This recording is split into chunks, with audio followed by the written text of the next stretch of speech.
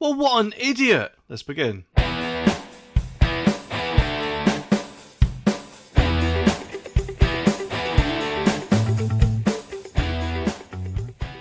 Of course, Nicola Sturgeon's time as First Minister ended, let's just say, quite abruptly, didn't it, when her downfall was, if I remember rightly, putting a male rapist in a woman's jail because during the trial he said that he transitioned into a woman. However, you'd think, wouldn't you, that her replacement, Humza Yousaf, would have been very careful about any decisions that he made. However, it seems that not to be the case. Even though, let's face it, from what I've heard, he's got a bit of a checkered past of his own. But anyway, the article says that Humza Yousaf's botched prison phone scheme cost taxpayers £6 million. But wait a minute, that actually is not technically the story. Admittedly, yes, £6 million flushed down the toilet is a bit of a waste of money. But if you think about it, giving all prisoners free mobile phones during the pandemic so they could call their families is probably not such a good idea, because let's face it, not only are the calls not recorded, but I'm guessing they could probably call a few other people to do a few naughty things, eh? And as I'm guessing those lines are not going to be recorded,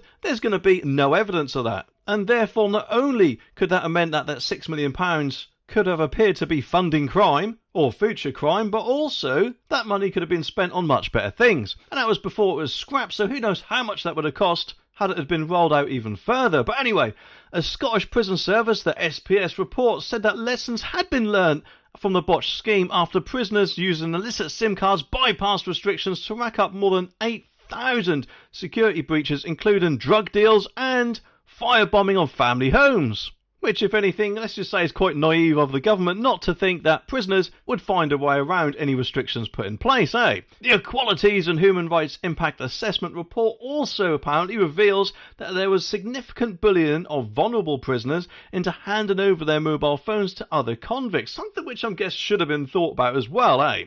In 2020, though, Yousaf, the Justice Secretary at the time, gave all inmates, including murderers, paedophiles and gangsters, the use of free mobile phones in response to the pandemic, insisting that it would help them stay connected to their families during lockdown. Well, I could be wrong, but I'm sure prisoners do have these things called payphones where they can actually ring their family up if they've earned enough money. And admittedly, yes, I know everyone was losing their crap over COVID and panicking or whatever, but at the end of the day, these things not only should have been thought about, but also, surely they should have just said, well, you've got use of a payphone if you're good. But that's not it, because it says that the cost of the mobile phones was about £4.1 million, and the additional £1.6 million was spent on boosting mobile phone signals to give prisoners better receptions, which in itself is kind of worrying, isn't it? Because if you think about it, if in future a mobile phone was ever smuggled into that prison, wouldn't it be ever so slightly easier now for the prisoner to make a phone call? Assuming, of course, that the boosters are still in place. And going by the intelligence of that decision in the first place, I'm guessing they more than likely will be, eh?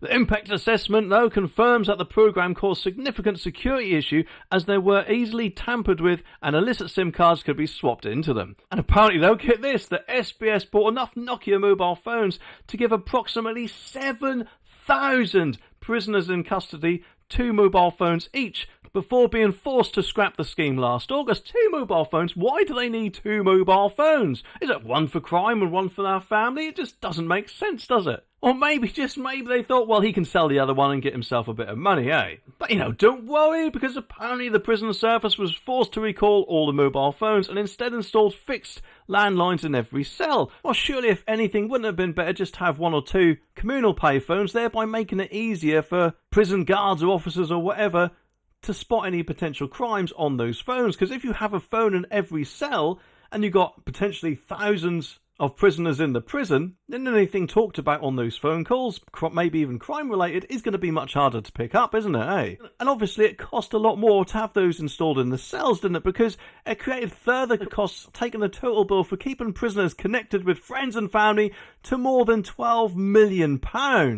And obviously, before anyone says it was lockdown, everyone had to be kept away from each other or anything like that, it says, doesn't it, that the scheme was scrapped only last August, which obviously is after the lockdowns took place. So surely that shouldn't be an issue at all, should it, eh? And the SPS, though, they wisely realised that landlines would be less open to abuse and noted that there had been no security issues since the new phone system was introduced. Well done, give them a medal, eh? But just what the MPs said about it? Well, Sharon Dowie, the Scottish Conservative Deputy Justice spokeswoman, as a mouthful, said, given the major issues that occurred with the SNP's mobile phone scheme for prisoners, ministers must guarantee the same mistakes won't happen again with insult landlines. Well done for stating the obvious, eh? The assessment, though, also stated that going forward, it is hoped that the technology will be further developed to allow for all prisoners to receive calls in their cells, for example healthcare, which could further enhance their level of care within custody. There were apparently, it says here, other benefits such as privacy, as prisoners could call from their own cell phone, or mobile phone as is known in this country,